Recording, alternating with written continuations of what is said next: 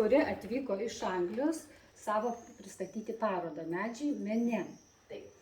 Šiaip Asta gyvena, dabar šiuo metu gyvena Anglijoje, bet yra nusipirkusi namus Debeikiuose. Ir labai tikrai malonu ir mes leisim Astai pačiai. Aš tik noriu paklausti, kas paskatino tapyti ir iš karoliukų dėlioti darbus? Tai jau mano genas yra toks. Aš gimiau dailininkė ir tikrai papasakosiu, kaip čia įvyko viskas. O karoliukai, kadangi yra naujas ateinantis šių dienų menas, nes šitie jau menai kaip ir eis atgal ir prasideda karoliukų nauji tie menai. Tai vat papasakosiu apie karoliukus. Žodžiu, dėl ko medžiai, dėl ko man vat šita idėja kilo. Aš pastebėjau, kad kadangi aš turiu daug užsakymų, žmonės susisako piešinius ir sako, vat aš norėčiau ten jūros, ar norėčiau to, ar ano. Ir kai jie pasikabina tą paveikslą ant sienos, jiem pradeda į realybę ateiti tie dalykai. Pavyzdžiui, ten prie jūros pastoviai gaunasi, kad laiko daug praleidžia, arba ten nupaišau namą, tai tada iš kažkur namą gauna ten ar kas padovanoja. Ir viena moteris sako, nu tavo piešiniai, tai žinok, visus norus pildo. Tai viena mergina užsisakė piešinį, kadangi jinai labai norėdavo turėti vaikelį. Ir jų šeimoje gavosi taip, kad tas visada būdavo persileidimai jai. Ir labai daug. Ir sako, nu paprašykite tos moters, kad man nupieštų, kad aš pagimdau vaikelį ir jį turiu. Nu ir nupaišiau biškutį ją panašią, ten šonų ir kad jau jinai tą vaikutį taip va turi rankose. Ir jinai pasikabino, žinokit, praėjo kažkiek laiko ir jinai va dabar jau turi vaikiuką, kas jau buvo tikrai.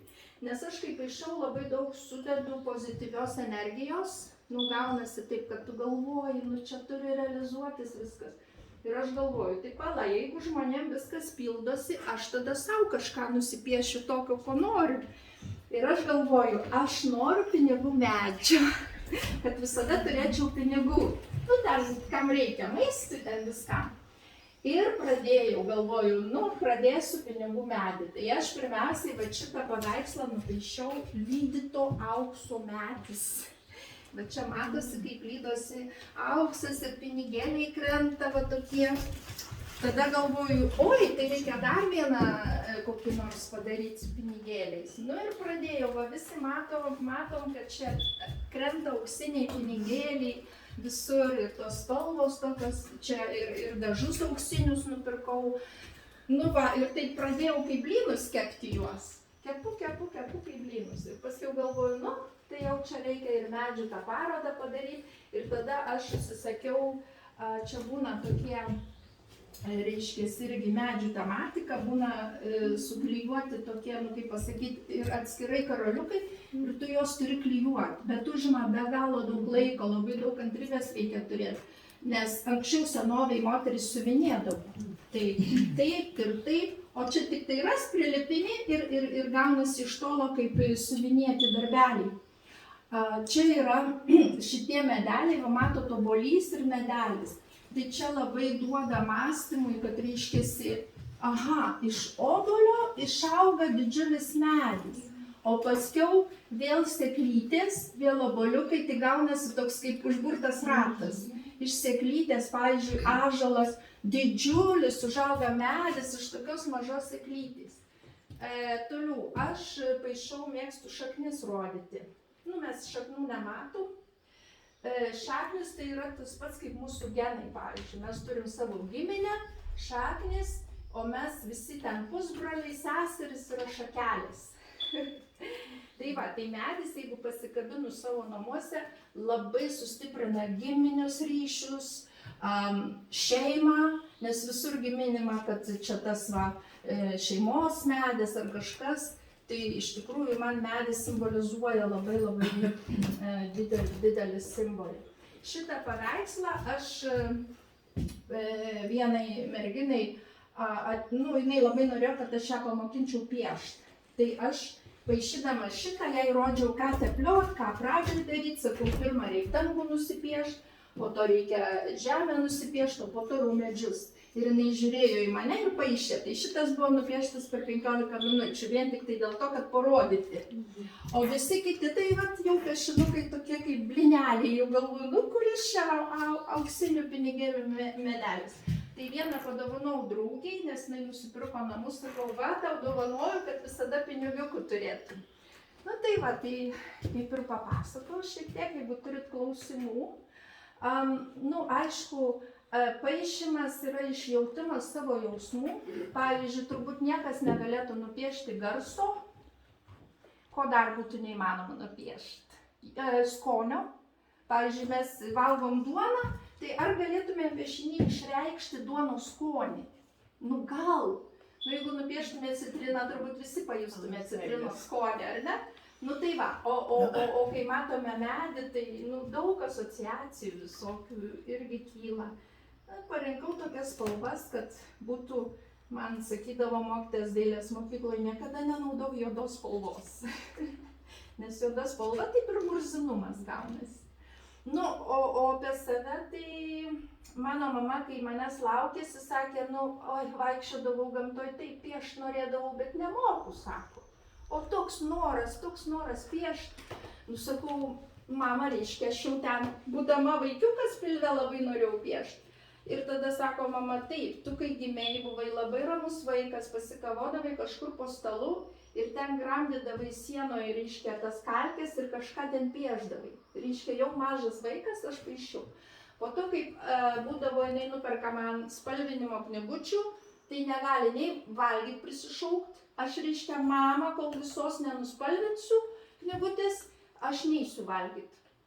Tai va, tai reiškia, mes turim kažkokį irgi geną, reiškia, ar dainuoti, ar piešti. Ir tada būdavo nupaišau ir tada jau jinai sako, nu, oi, dabar jau valgiau. Paskui pamenu, pamačiau pieštukus, nu, kur didelė dėžutė. Grimdžiau galvą, mama, nupirk pieštukus. Nupirk ir atsigulu ir matau aš tos pieštukus ir noriu tų pieštukų. Va, o paskui pirmoji klasėje mane pastebėjo mokytojai. Reiškia, mokytoja sako, pieškit vaikai jūrą. O aš nupaišiau taip jūrą, kaip tie įžymus dailininkai, Van Gogas, ten, žinot, visi tiesiog daug spalvų pridėjau, toks kaip geras tapytojas.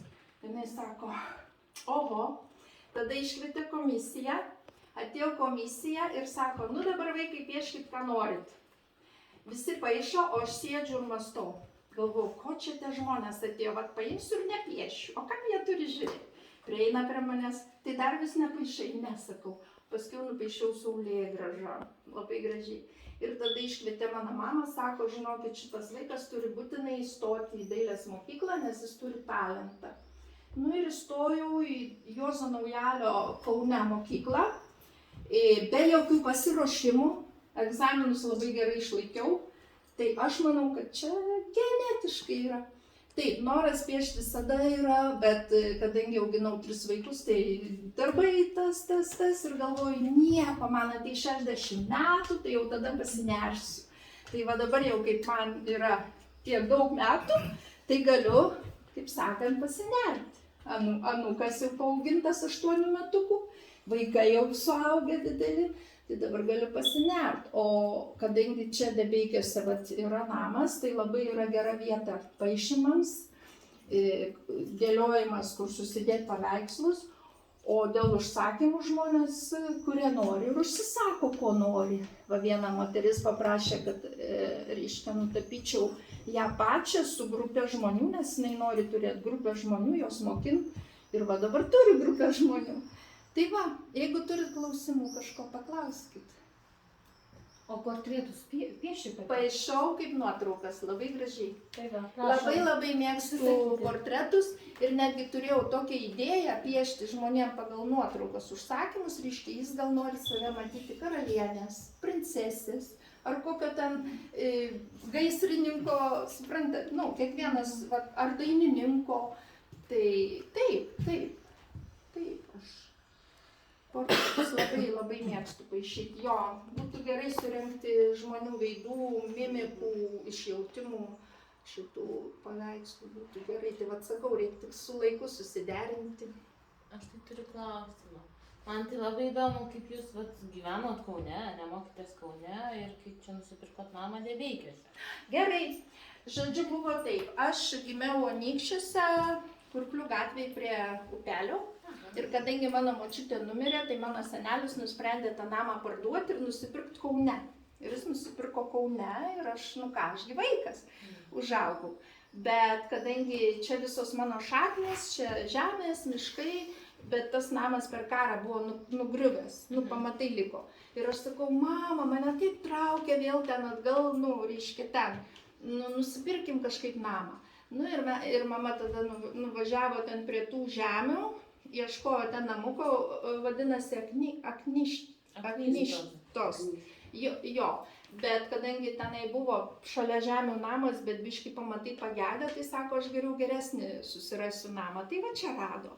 Ir tada 93 metais nusipirkom. Ir aš sakau, man vis tiek, miestas yra miestas, o kaimas yra kaimas, aš čia labai atsigaunu. Ir tada su vaikučiais atsikėliau čia gyventi, vaikučiai ėjo čia į mokyklą mano. O Anykščiuose dukrytę dar pagimdžiau. Tai vat mano ryšys yra čia. Kaunas, tai tik tai Kaunas. Tai va, tai dabar ir tai šiam, tai ten, tai.